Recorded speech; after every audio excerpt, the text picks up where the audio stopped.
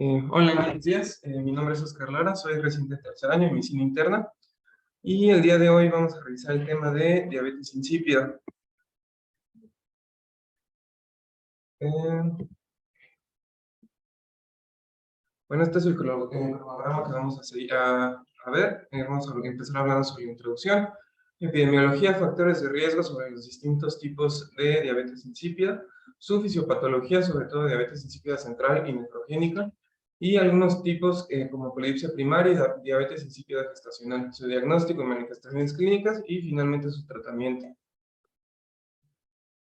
Y bueno, como introducción, esta enfermedad pertenece al espectro de síndrome de poliuria polidipsia, que va a estar caracterizado por una poliuria hipotónica.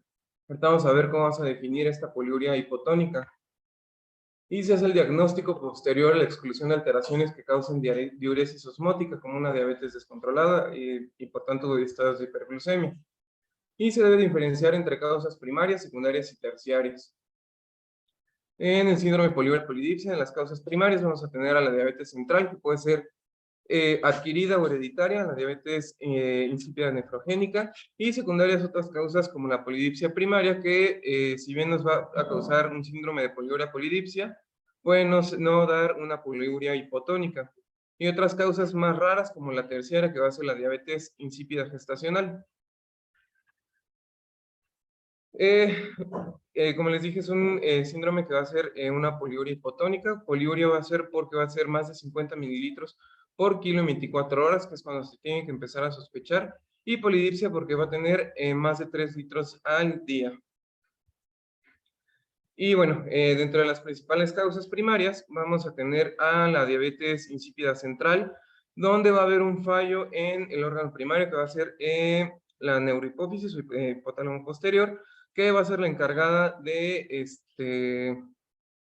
almacenar a la arginina vasopresina y por tanto no va a haber una comunicación con los riñones que se van a encargar de la ósmosis o del control hídrico.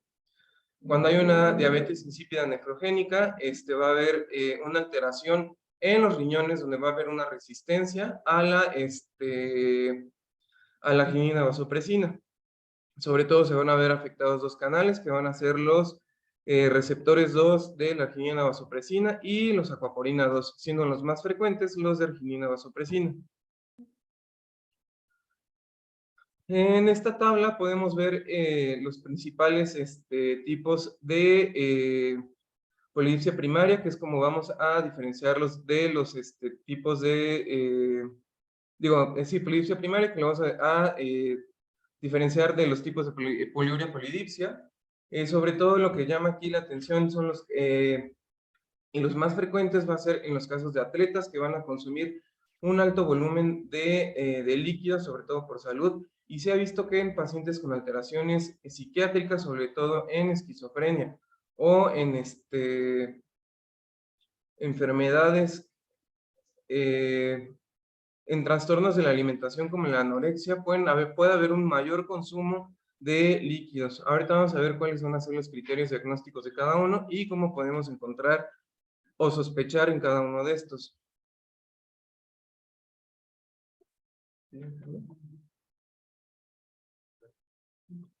Y bueno, dentro de su epidemiología va a ser una enfermedad rara con una prevalencia de 1 en 25,000 individuos y existen pocos datos sobre diferencias geográficas.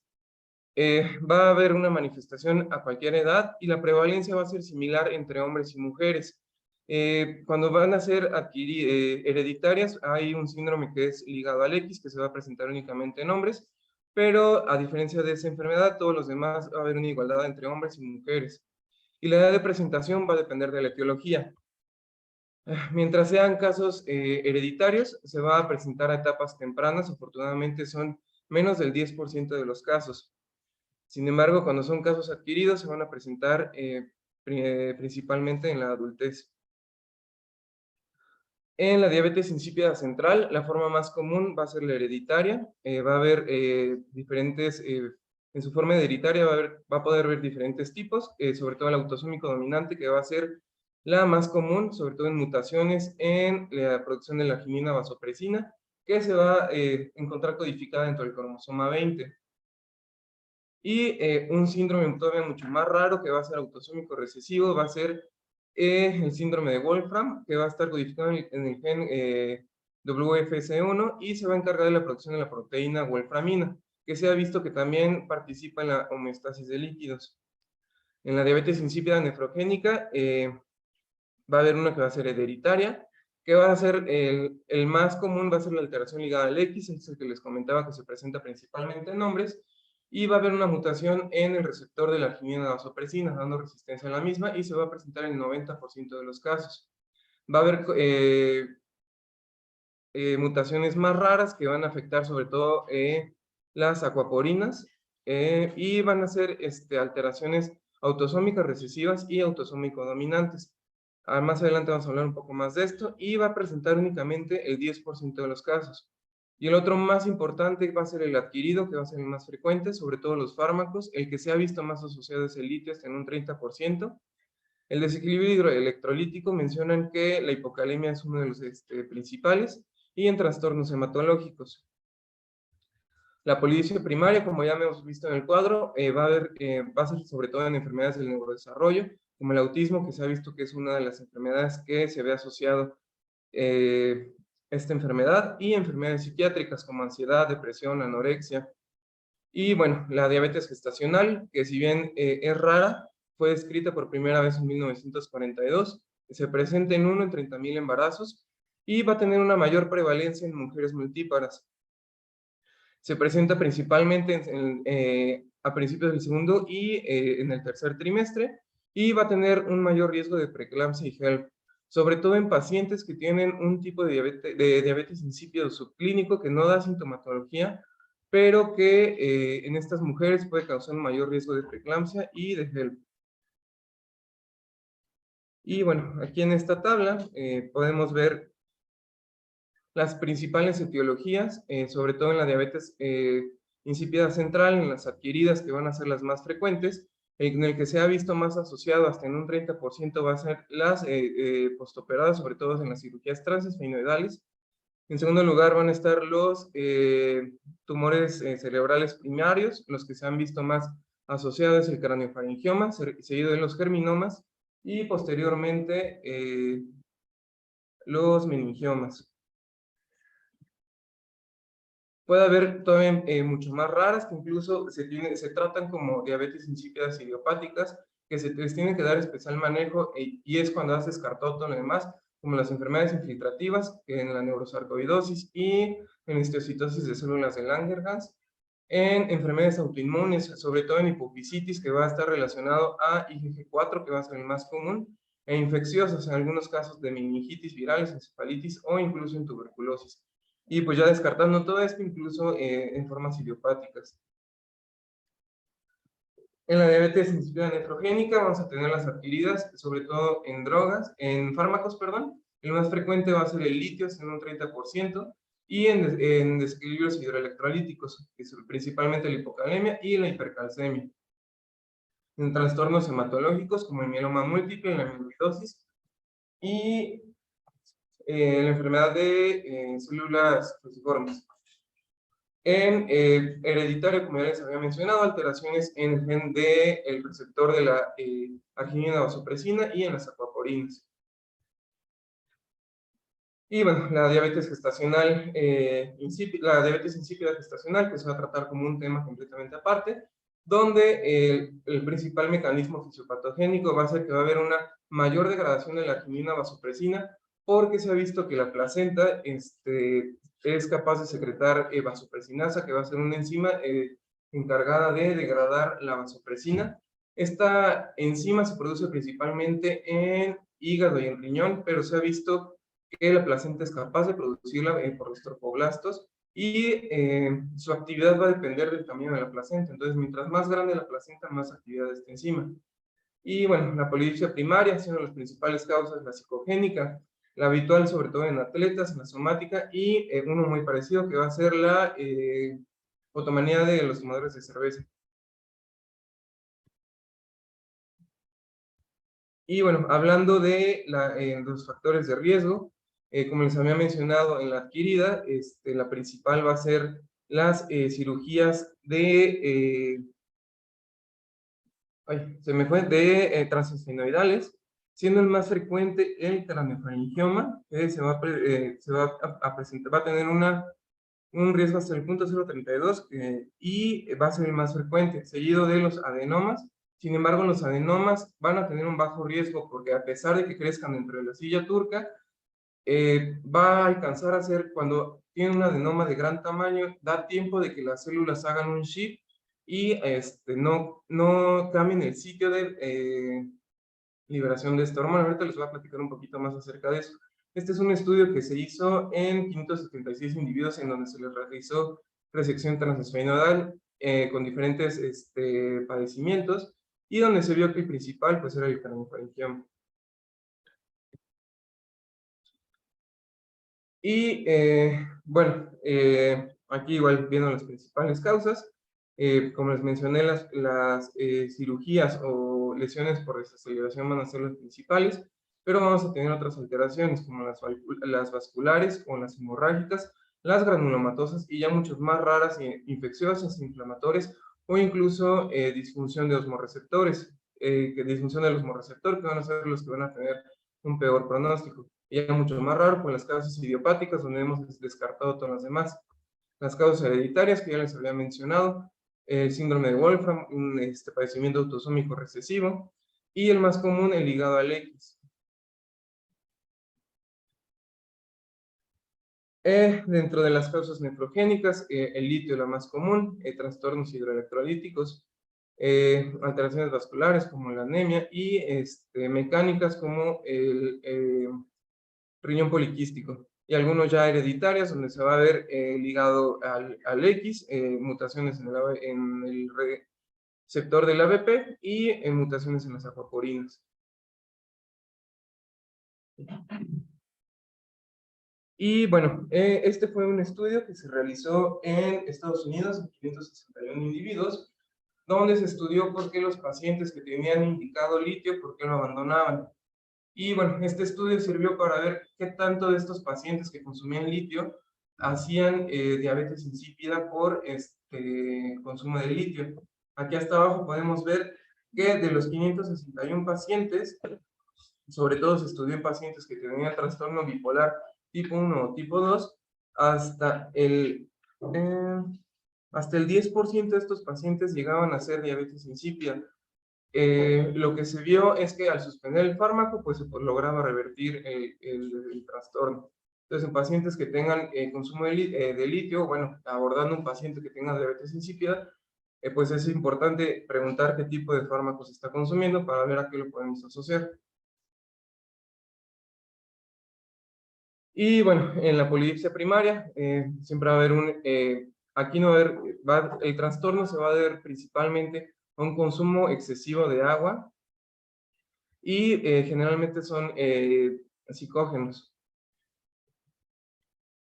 Este es un estudio ya viejo, pero me llamó la atención, es del 95, porque en este estudio buscaban en pacientes que tenían polidipsia primaria qué era lo que los hacía tomar mucha agua o qué era lo que sentían cuando tomaban mucha agua. Y bueno, me llamó la atención que hasta el 51% de los pacientes que tenían polidipsia primaria referían que habían tomado agua de los inodoros. El 30% que tomaban agua de su propia orina o que incluso hasta llegaban a tomar orina de otros pacientes, de otras personas.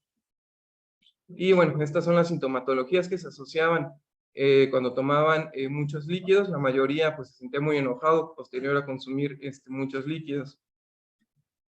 Y bueno, aquí del mismo estudio, estas son, por así decirlo, las excusas que ponían los pacientes cuando tomaban mucho líquido. La mayoría pues pensaba que no estaban tomando lo suficiente, algunos para sentirse menos nervioso y algunos para sentirse menos triste o como mecanismos de escape.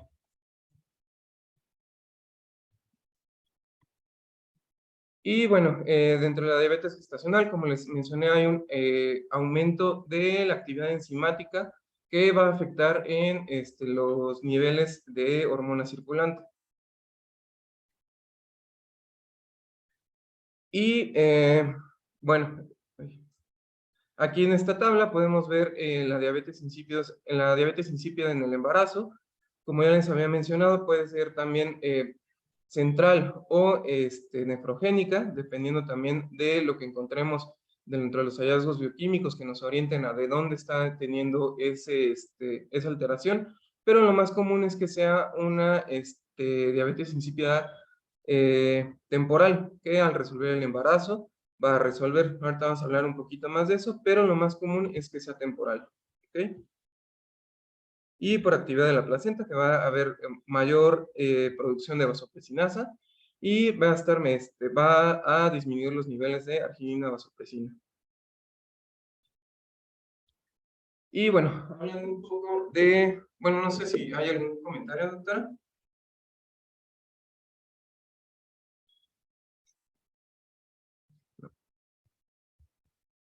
Y bueno, hablando un poco de la fisiopatología, la diabetes insípida central va a tener tres fases.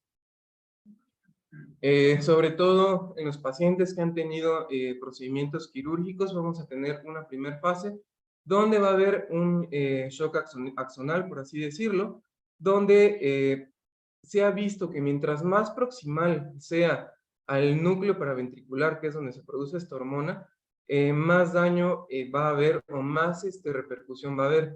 Mientras más distal sea, va a haber un reacomodamiento celular y incluso estos pacientes pueden tener una diabetes insípida transitoria nada más. El segundo, de posterior al shock, va a haber una degeneración axonal y va a haber una liberación descontrolada de arginina vasopresina.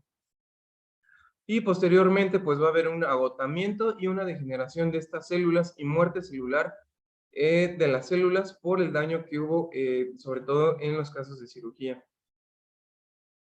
En los casos hereditarios, no le voy a hacer suma estatal, nada más para que vean la cantidad de mutaciones que hay sobre la producción de arginina. Se han reportado hasta más de 120, la mayoría son missense o de lesiones que van a causar mutaciones y va a haber un origen central en el fallo en la producción de arginina vasopresina. Recordemos que esta arginina se va a producir en el cromosoma 20. Y bueno, son todavía más genes que van a producir que haya una producción deficiente de la arginina. Y bueno, así es como funciona la arginina vasopresina. Va a actuar sobre todo sobre la membrana vasolateral en los riñones, donde mediante rompimiento de ATP y AMP cíclico, va a causar una exocitosis de aquaporinas y de receptores de arginina vasopresina que van a causar el control de líquidos.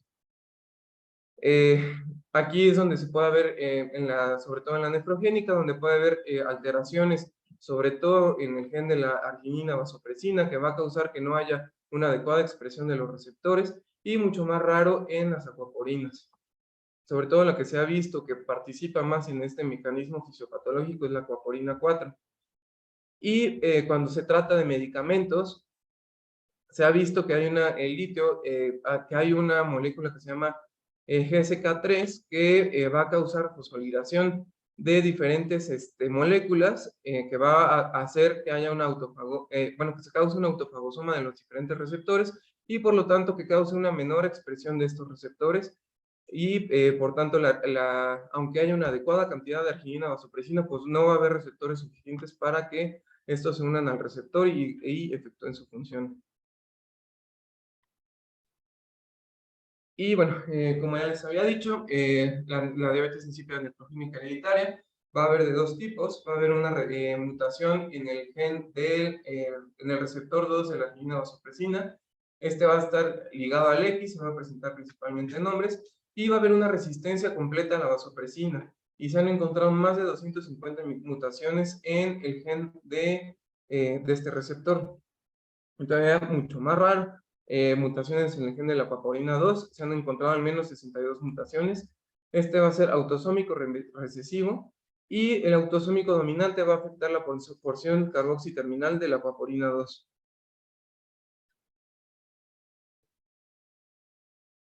Y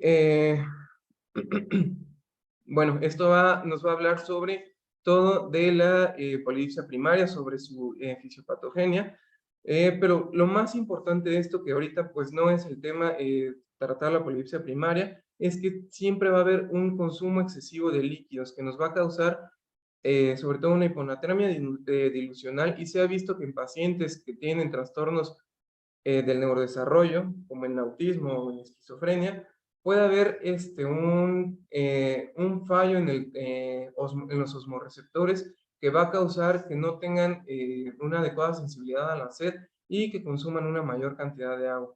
Y bueno, ya en pacientes que está ligado a trastornos psiquiátricos, como habíamos visto, pues puede ser como sintomatología de escape o para aliviar sus síntomas. Y bueno, en la diabetes insípida gestacional, como les dije, va a estar causado por la degradación por la vasopresinasa placentaria. Algunos pacientes pueden estar predispuestos al ser portadores de una diabetes insípida subclínica y, como les había mencionado, de forma normal los riñones y el hígado van a sintetizar vasopresinasa durante el embarazo y se pueden medir los niveles de esta vasopresinasa a partir de la semana 10 de gestación. Y sí es importante recalcar que los valores se elevan hasta 300 veces más el valor normal, con un pico al tercer trimestre y regresando a niveles normales a las 2 semanas postparto. Por eso les digo que es una diabetes insípida transicional nada más. Y bueno, dentro de la fisiopatología podemos ver cómo va a haber un aumento de la producción de esta enzima vasopresinasa con su pico del tercer trimestre y con un descenso de esta misma en la segunda semana postparto, en la que esperamos que las pacientes lleguen a sus niveles basales. Y bueno, eso fue en cuanto a la fisiopatología. No sé si haya Sí, de alguna duda.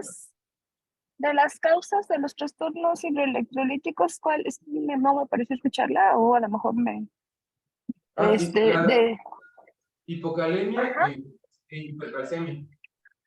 hipocalemia y qué, perdón. E hipercalcemia.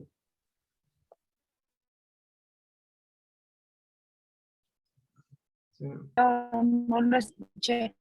Ok, sí, estas dos cosas muy importantes, ¿verdad? Para ustedes, sobre todo los que tienen anuncios de urgencias, es una cosa que sí tienen muy presente. Bueno, pero ahorita nos vas a hablar del diagnóstico, vamos a escucharlo. Sí. Y bueno, para realizar el diagnóstico, dentro de las manifestaciones clínicas, los principales síntomas va a ser poliuria y polidipsia. En la diabetes insípida central es muy característico que presentan, bueno, la uresis se va a aumentar durante la noche y que tienen una aparición súbita de los síntomas.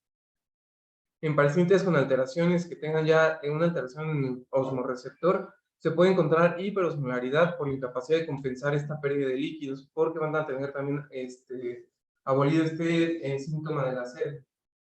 Y pueden dar síntomas inespecíficos como irritabilidad, disfunción cognitiva, alteraciones en el estado de alerta, sobre todo por el trastorno de sueño que van a hacer. Niños, si bien no nos compete este tema, sí tenemos que saber que en neonatos tenemos que tener una uresis, un valor urinario mayor a 150 mililitros por kilo al día. Conforme van creciendo, van disminuyendo estos valores. En niños menores a 2 años, de mayor a 100 a 110 mililitros por kilo al día. Y en niños mayores vamos a tomar el valor que tomamos en adultos, que es de mayor a 50 mililitros por kilo al día. Dentro de los hallazgos Un momento, hay diferentes definiciones de poliuria. Esto es ¿la puedes regresar, por favor? Sí. Esto es así, mililitros por kilogramo por día, pero cuando ustedes leen diabetes insípida en los diferentes artículos, realmente usan igual diferentes definiciones, ¿verdad? ¿Leíste alguna otra definición de poliuria? Pues es que de los artículos que me hacía, la mayoría decía eso, que en adultos era más de 50 mililitros por kilo al día para caracterizarlo como poliuria, y polidipsia Ujú. más de 3 litros al día. Hay diferentes definiciones. Una de las más usadas es de un autor que se llama Sekel, igual que casi todos los artículos igual usan, que es más de 2 mililitros por kilogramo por hora, o algunos otros incluso nos dicen, para caracterizarla de una forma más rápida, más de 300 mililitros por hora durante 3 horas consecutivas. Porque, por ejemplo, un paciente que tenemos con diabetes insípida postquirúrgica, pues no nos vamos a esperar las 24 horas para saber si tiene o no diabetes insípida. Y una definición muy práctica es también más de 300 mililitros por hora durante 3 horas consecutivas, ¿no? Ok, ok, sí, doctora. Gracias. Y bueno, dentro de los hallazgos radiológicos, la resonancia magnética, pues es un estudio que se utiliza para diferenciar el tipo de diabetes insípida que esté presentando el paciente. Adicionalmente a la presencia de adenomas, que pueda haber cambios infiltrativos, inflamatorios en la neurohipófisis.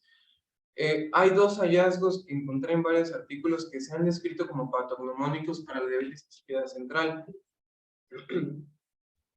El primero es en los artículos lo refieren como bright spot, que es un área de hiperintensidad en la glándula que se ve generalmente, que se menciona en la literatura que puede ser debido a los gránulos de oxitocina o de arginina vasopresina. Pero se ha visto con los pacientes que tienen diabetes insípida, hasta en el 70% de los casos ya no se observa este punto brillante. Y bueno, el segundo es un engrosamiento del tallo por arriba de 3.5 milímetros, lo cual podría orientar a enfermedades inflamatorias o infiltrativas. Y bueno, en inglés lo mencionan como pituitary stall, con K, pero aquí tiene una mnemotecnia donde podemos sospechar de enfermedades inflamatorias, infecciosas o infiltrativas, como la sarcoidosis, la tuberculosis, el astrocitoma, linfomas o histiocytosis de células de Langerhans, o ya en cáncer como metástasis o germinomas. Y bueno, aquí en este algoritmo, donde sospechamos de una poliuria hipotónica, tenemos que confirmar la presencia de poliuria, ya sea con la definición de 50 mililitros por kilo en 24 horas o más de 300 mililitros por 3 horas consecutivas. Si lo confirmamos, tenemos que medir la osmolaridad urinaria. Esta osmolaridad urinaria, si es menor a 800, tenemos que medir el sodio sérico y la osmolaridad plasmática. Si la osmolaridad plasmática es baja, vamos a sospechar en una polidipsia primaria. Recordemos que la polidipsia primaria es debido a una alta ingesta de líquidos y por tanto va a ser una hiponatremia dilucional. Y bueno, si tenemos un sodio sérico normal, podemos realizar la prueba de privación de agua, que se tiene que hacer por lo menos 17 horas, y tenemos que medir la osmolaridad urinaria. Si la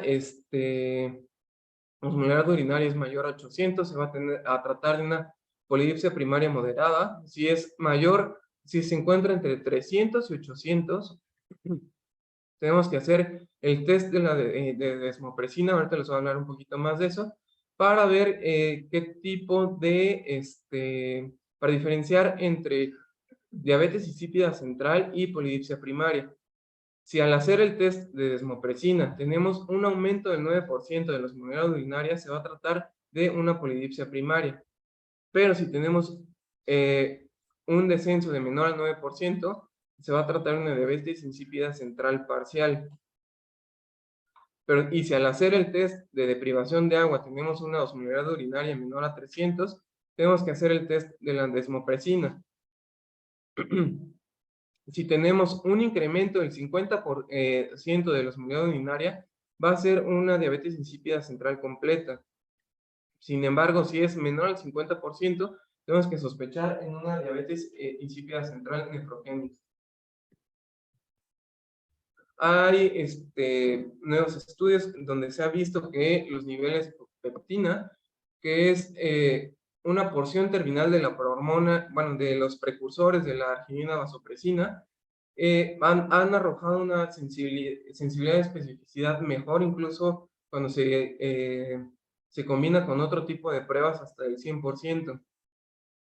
Si tomamos una prueba sérica así basal, que sea mayor a 21.4 picomoles por litro, vamos a hacer el diagnóstico de una diabetes insípida nefrogénica. Sin embargo, si es menor, se hace con el test de solución hipertónica, donde vamos a tener una copeptina estimulada, si es mayor a 4.9.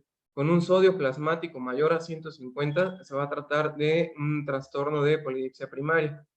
Pero si al administrar esta solución hipertónica tenemos una copeptina menor a 4.9 y un sodio plasmático mayor a 150, se va a hacer el diagnóstico de una diabetes insípida central.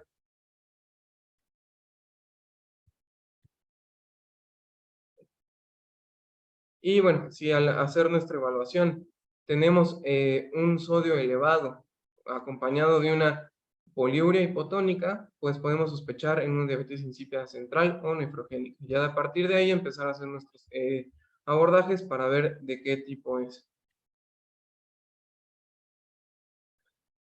Y bueno, estos son los diferentes tests que se pueden realizar.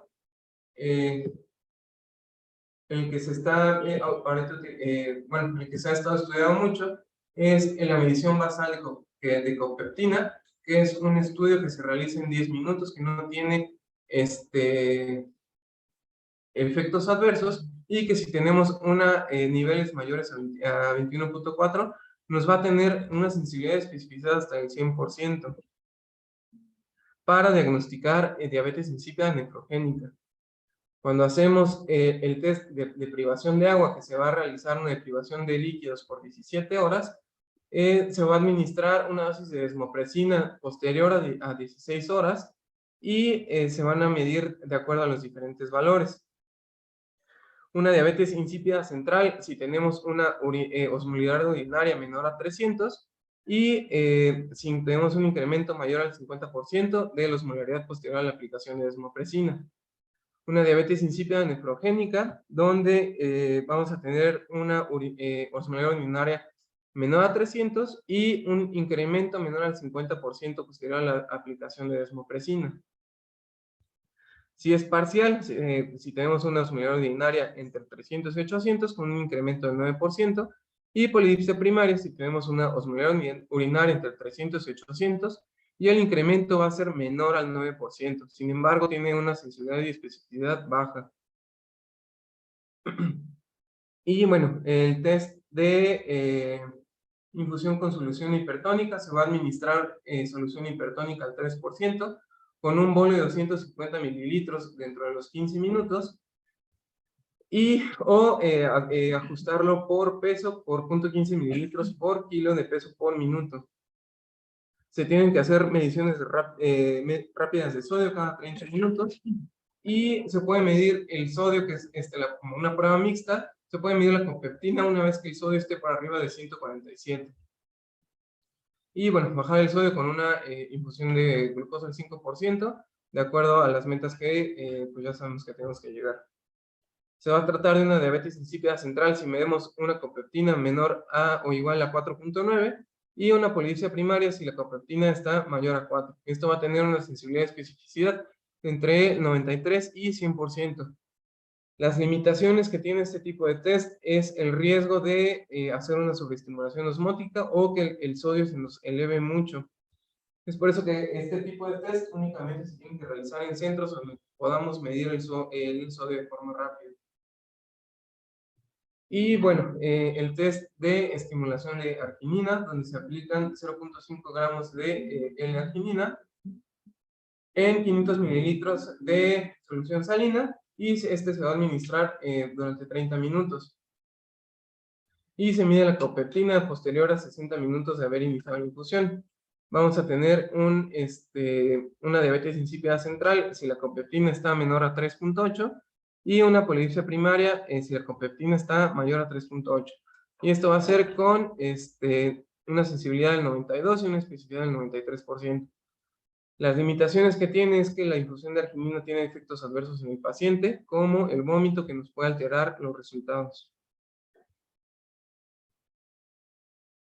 Y bueno, como les había mencionado, cuando no tenemos una causa identificada, tenemos que pensar en otras causas que se tratan como idiopáticas, pero de las principales que tenemos que pensar es en la hipofisitis primaria, midiendo los niveles de IgG4, en una histiocytosis de Langerhans, donde se tiene que realizar una biopsia de piel, una biopsia de ganglios, hueso, o a ver si no hay involucro en pulmones.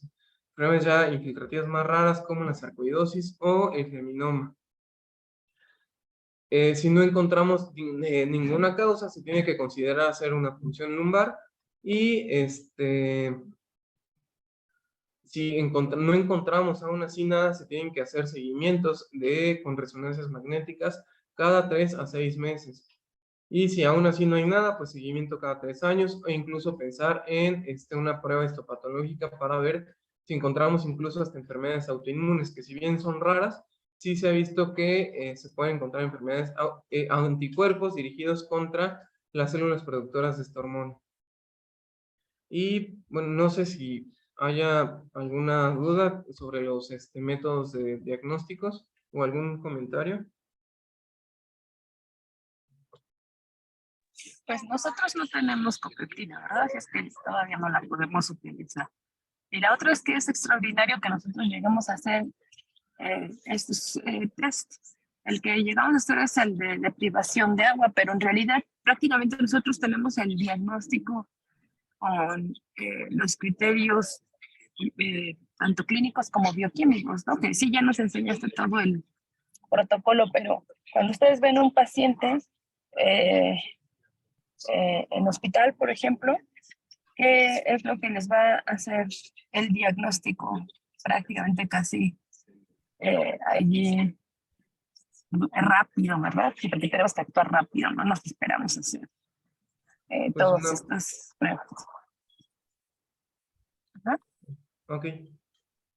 Sí, pero ¿qué van a hacer? ¿Qué van a hacer? O sea, por ejemplo, ¿qué es lo, cuando ya han tenido pacientes, cuáles son los criterios diagnósticos? Así, para resumir, ¿cuáles son los criterios diagnósticos? Pues sobre todo que tenga la poliuria, como ya lo habíamos tenido, que fueron los 50 mililitros y los 24 horas, o los más de 300 mililitros por 3 horas consecutivas, o que tenga o que en la orina documentemos que sea hipotónica, que tenga una osmolaridad baja. ¿Con cuánto nos dicen? Porque ese es como uno de los criterios igual que nos los mencionan casi. Entonces, sí, no sé si ya está ya todo el protocolo, pero ¿cuál es el que ya te hace menor a 300. sospechar? Menor de 300, ¿verdad? Pero como nosotros a veces no vamos a tener osmolaridad urinaria, podemos utilizar también ¿qué? La densidad urinaria, ¿verdad? La densidad urinaria. Y la densidad urinaria puedes calcular la osmolaridad, ¿verdad? ¿Cómo la calculamos? Eran los últimos 2 dígitos de la osmolaridad urinaria por 35. Por 35, ¿verdad? Porque eso en general es lo que vamos a tener la mayoría de veces, densidad urinaria. Y en general cuando tienen densidad urinaria menor de 1005, pues ya es una orina hipotónica y te va a hacer sospechar fuertemente de diabetes insípida. Y luego, ¿qué más? ¿Qué más le van a pedir? Aparte de densidad urinaria u osmolaridad urinaria, ¿qué más le van a pedir al paciente en el momento? Pues electrolitos séricos. Electrolitos séricos, ¿verdad? Obviamente. Entonces, ahí ¿qué tenemos que encontrar? Pues generalmente que haya unas, bueno, si pensamos en una diabetes, bueno, central o nefrogénica, que haya niveles elevados de sodio, que haya hipernatremia. ¿Mayor de cuánto? ¿Mande?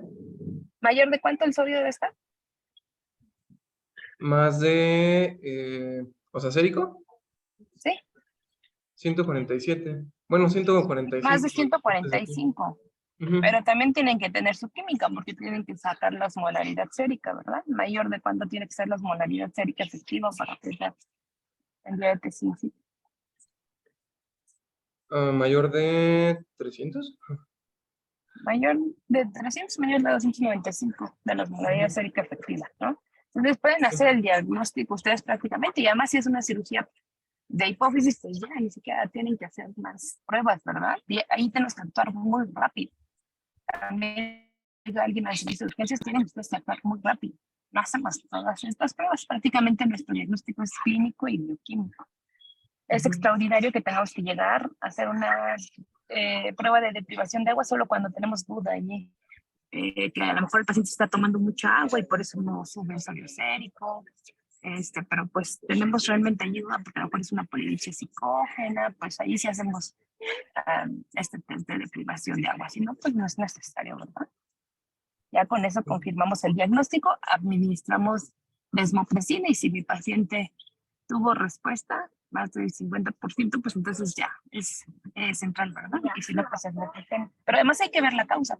Si llega a urgencia, si llega una hipercalcemia, pues esa es la causa, ¿verdad? Es decir, siempre tienen que ver a todo el paciente en su contexto clínico y clínico y bioquímico, pero en general es difícil que llegamos a hacer esas pruebas. Ok, sí, doctora. Y por supuesto, si es diabetes insípida central, tienen que hacer fuerza su resonancia, como ya nos explica. Ajá. Ok. Y bueno, el tratamiento de esta enfermedad va a ser principalmente la desmopresina.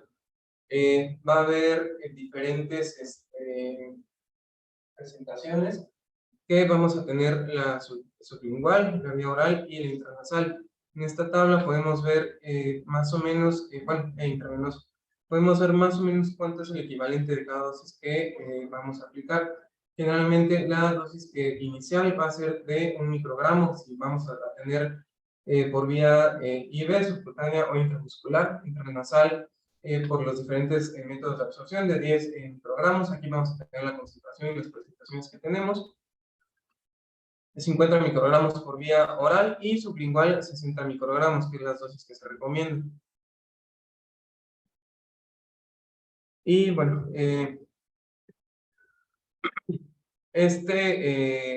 algoritmo lo saqué de UpToDate, pero me pareció bastante apropiado porque es el que mejor esquematiza cómo se tiene que llevar a cabo el tratamiento. Y bueno, pues aquí nos tenemos que preguntar si esto es tratamiento para diabetes insípida central, ¿ok? Aquí tenemos que preguntarnos si el paciente tiene acceso a líquidos o no, ya sea por su estado neurológico o no. Si estamos alcanzando las metas de la terapia, que es el control de los síntomas, ya sea tanto sed, la poliuria o la nicturia.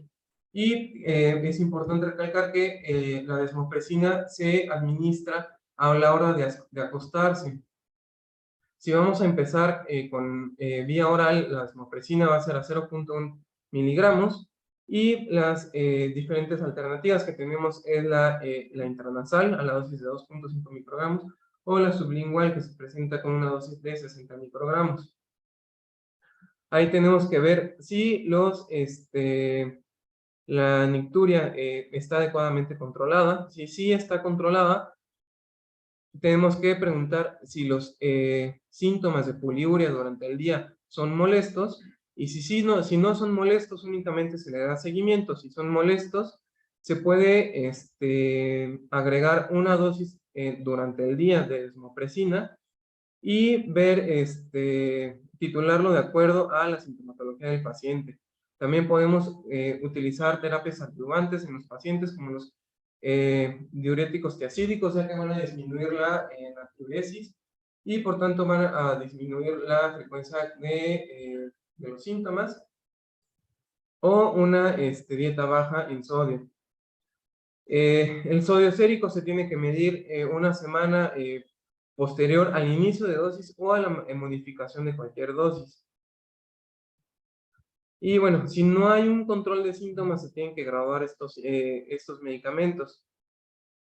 Si no estamos llegando a las metas de tratamiento y el paciente ya se presenta con hipernatremia, tenemos que iniciar con desmopresina, ya sea IV o subcutáneo, en paciente hospitalizado, y 1 a 2 microgramos cada 6 a 8 horas con controles séricos y hacer corrección de esta hipernatremia con glucosa del 5%, con un máximo de 500 a 750 mililitros hora, buscando alcanzar nuestras metas de disminución de sodio, ya sea menos de 10 en el agudo o de 8 en pacientes que ya tengan una hipernatremia crónica.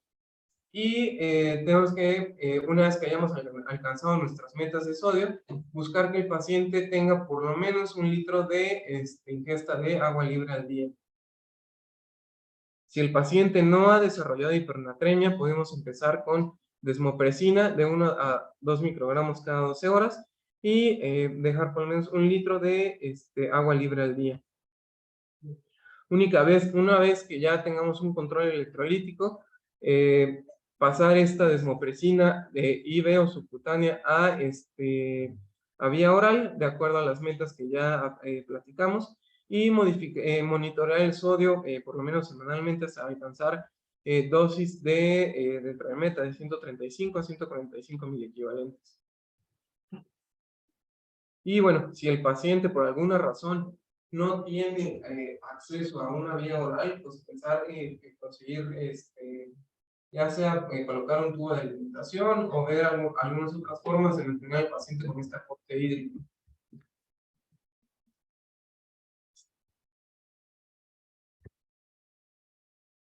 Y bueno, para el tratamiento de la diabetes insípida nefrogénica, se ha considerado, es más difícil el tratamiento, pero se ha considerado la administración de líquidos cada 2 horas, debido a las altas pérdidas urinarias que tienen.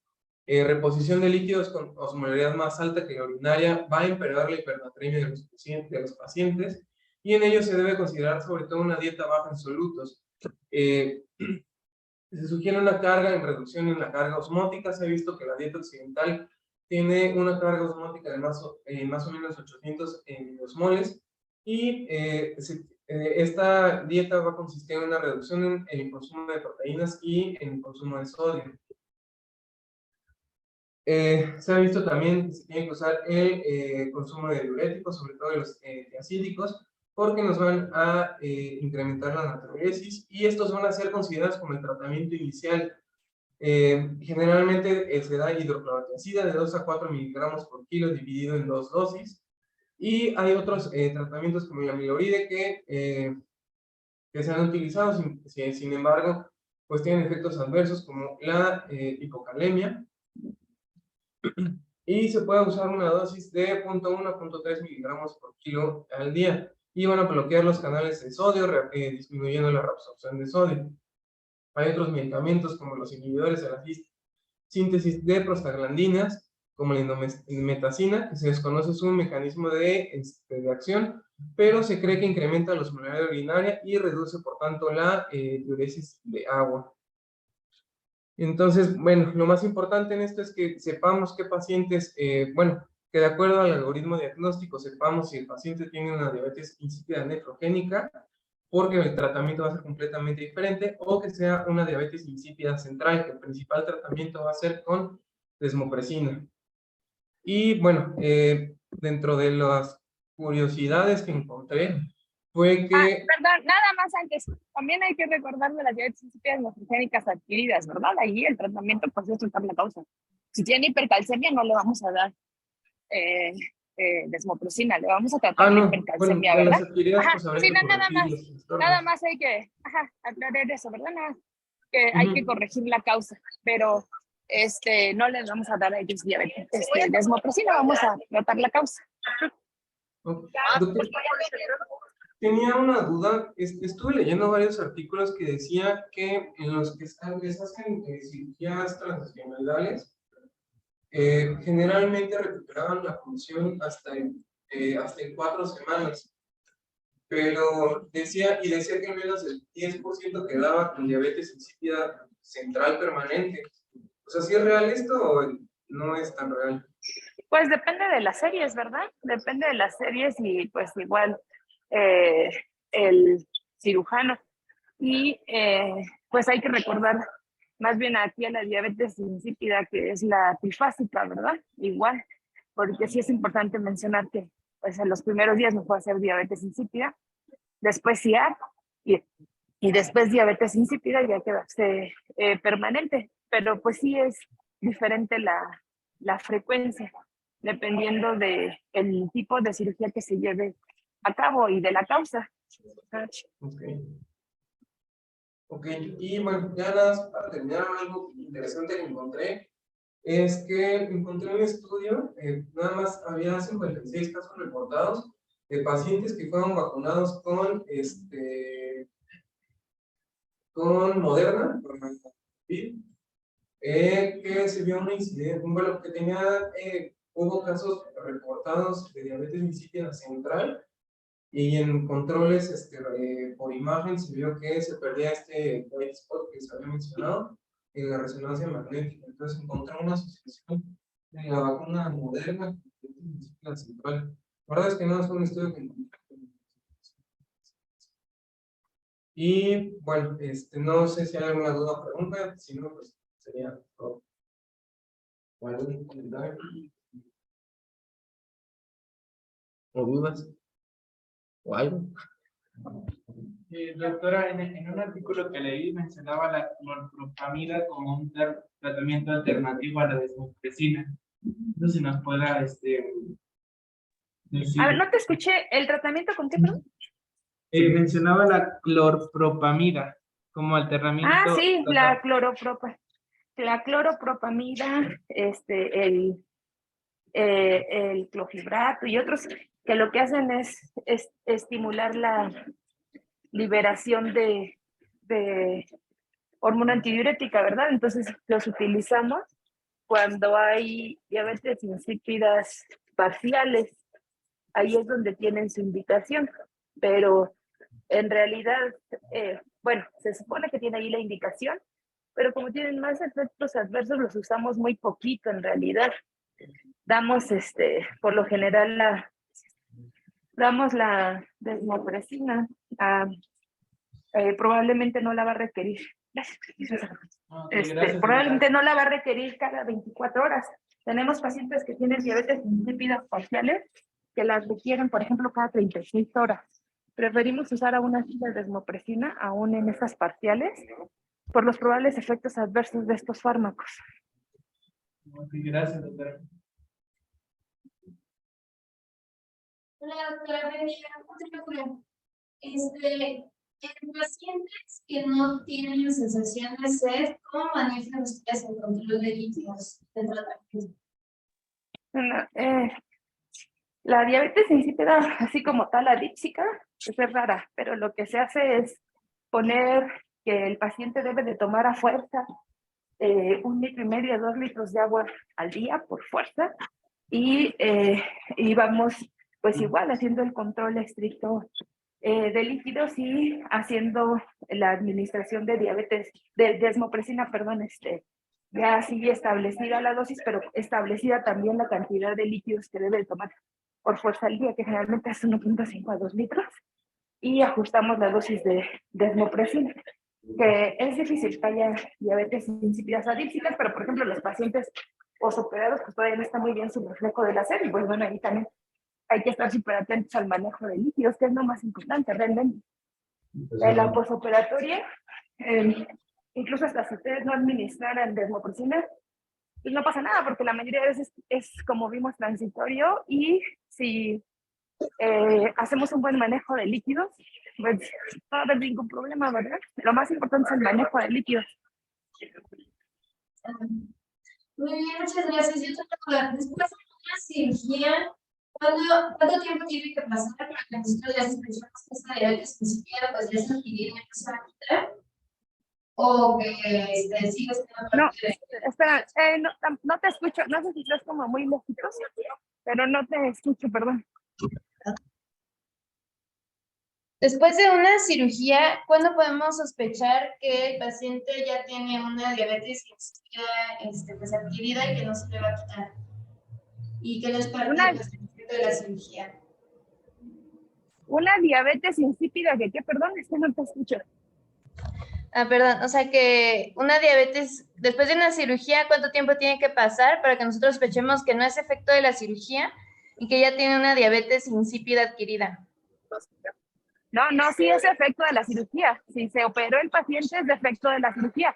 Solo que ya va a tener, puede ser una diabetes insípida transitoria o puede ser una diabetes insípida pues permanente porque se quedó lesionado el tallo, pero es posterior a una cirugía, es una diabetes insípida postquirúrgica. Pero generalmente, si mi paciente no se recuperó al mes, es muy probable que ya se va a quedar con una diabetes insípida, pero más bien les llamaríamos permanentes. O sea, la diabetes insípida puede ser transitoria, postquirúrgica, o puede ser permanente, pero es por la cirugía. Si tiene el antecedente de una cirugía, pues es postquirúrgica, ¿verdad? Gracias. ¿Alguna otra duda o pregunta?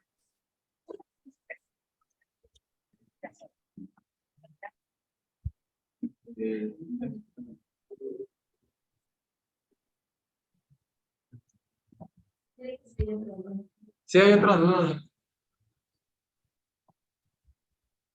¿Sí tienen otra duda o ya? Es que no les... ¿Cuántas horas son? Porque he encontrado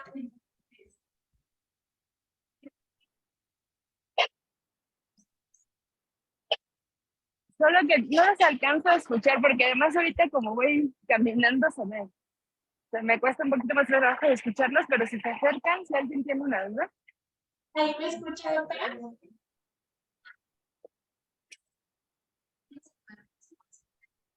¿Ahí me escucha, doctora?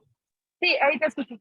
Ah, ok. Le mencionaba que cómo funciona específicamente el test de deprivación de agua. ¿Cómo lo hacen ustedes? ¿Por cuántas horas? Ah, bueno, yo creo que allí le voy a decir más bien a tu compañero que nos lo explique porque nos explicó más bien los criterios, pero no cómo se hace el test. Y es importante que nos lo diga, mejor mañana que nos lo diga unos minutitos antes, el lunes pues, porque pues allí sí, tendría que habernos lo explicado. Y ya yo les voy diciendo, pero sí que nos lo complete tu compañero. Bueno, como está...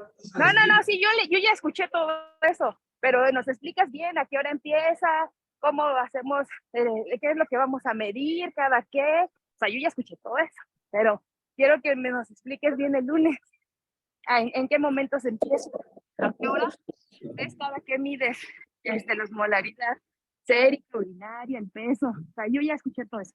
Pero el lunes nos explicas en unos días. ¿Mande? Yo ya escuché todo esto que tú nos explicaste, pero yo quiero que el lunes nos expliques desde a qué hora le empiezas, cada quien lo pesas, cada quien le...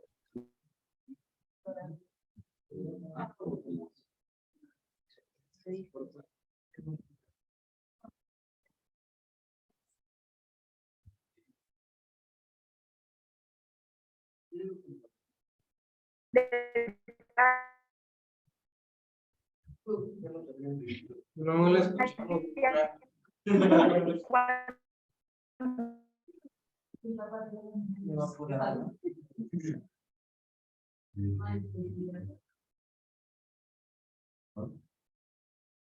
Ay.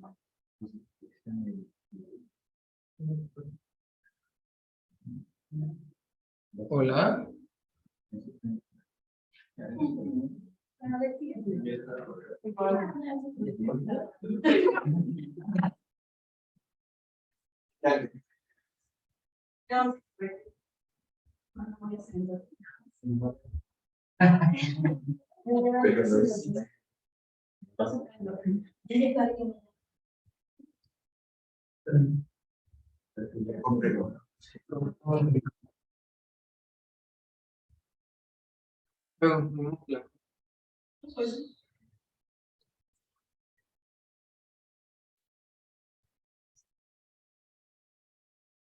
Ya no regresó ya, ¿verdad?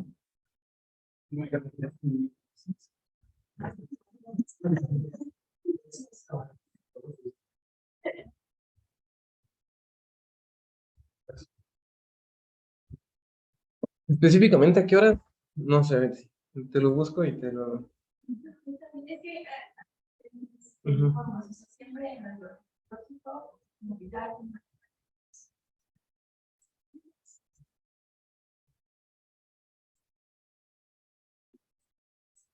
O sea, yo lo que nunca he hecho una, y nunca he visto que se haga una, pero lo que leí es que son 17 horas de privación de líquidos y a las 16 horas le aplicas el microgramo de desmopresina y ya de ahí haces mediciones de electrolitos, de la osmolaridad sérica y urinaria, pero así como que horas específico te lo Dice investigo. la doctora que el lunes en 5 minutos. Sí, Pues, específicamente, ¿a qué hora empieza la prueba? ¿Qué parámetros se miden? ¿En qué momento? ¿Cada tiempo? ¿Y cuándo se suspende la prueba? ok. Bueno, El lunes en 5 minutos. Que ya, el siguiente. bueno, ¿alguna otra duda, pregunta? No, Bueno, pues ya.